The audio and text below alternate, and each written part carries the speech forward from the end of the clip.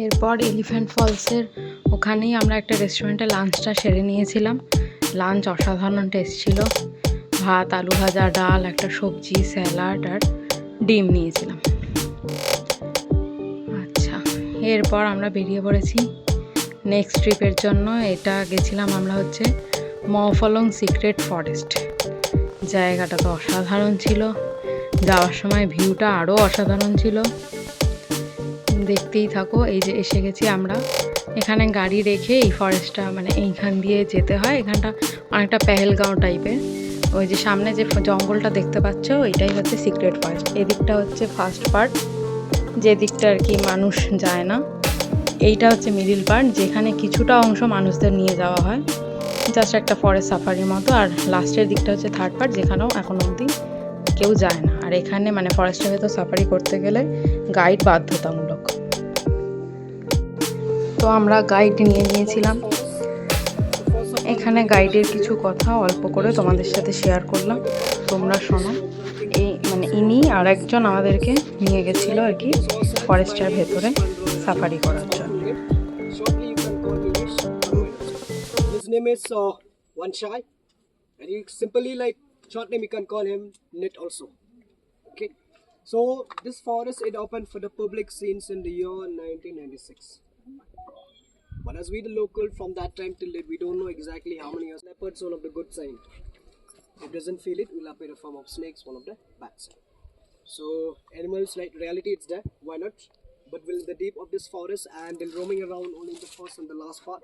Because in the second part, you know it well until the closing time. But the local or the tourists used to visit inside, right? So they feel scared for us. They won't come out it at all. Because you know it well, the most dangerous living thing, the one it's a human being. That's why they won't come out it at all.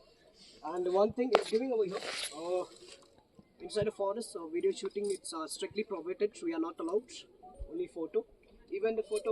অল্প করেই share করলাম। চলো এবার first এইটা হচ্ছে রুদ্রাক্ষ গাছ, মানে রুদ্রাক্ষ গাছ যেটা আমাদের দেখানো হয়েছিল। এই যে রুদ্রাক্ষ হাতে দেওয়া হয়েছিল, মানে জাস্ট টাচ করার জন্য। এখান থেকে কখনো রুদ্রাক্ষ নেওয়া যায় না। আর এটা হচ্ছে রডোডেন্ড্রন ট্রি, যেখান থেকে আর কি অনেক ঔষধ পালা তৈরি হয়, অনেক কিছু তৈরি হয়। আর এখানে তোমরা একটা মানে ঝিঝি পোকার ডাক শুনতে পাচ্ছ আশা করি। ভীষণই ভালো লাগছিলো। এই প্রথম এরকম। আমি এর আগে কাজিরাঙা জঙ্গলেও সাফারি করেছি, মানে 8-9 বছর আগে যখন গেছিলাম।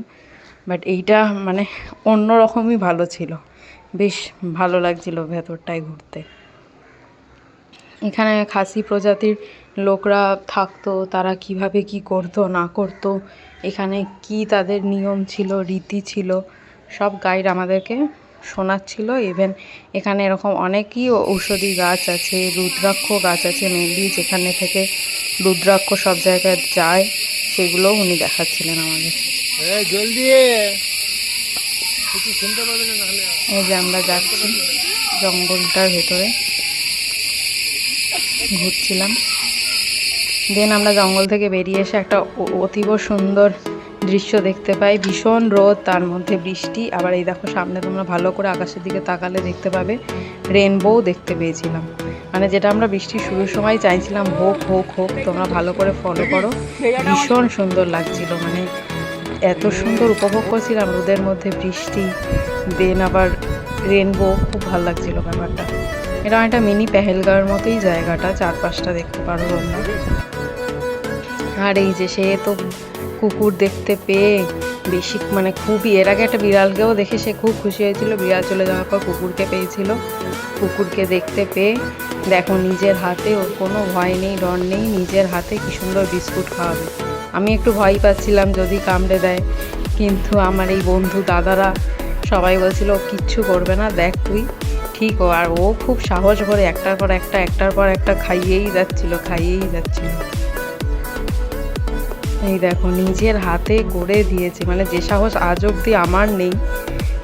প্রথমে কুরকুরে দেওয়া হয়েছিল, কুরকুরেটা ওই নিজেই খেয়ে নিচ্ছিল কুকুরকে না দিয়ে। দেন বিস্কুট যখন দেওয়া হচ্ছিল, দেন বিস্কুটও দিতে চাইছিল। কুরকুরেটা কুকুরও রিফিউজ করেছিল, কারণ ওরও এটা পছন্দ ছিল না। দেন এই দেখো বিস্কুটটা খাওয়াচ্ছে কি সুন্দর করে।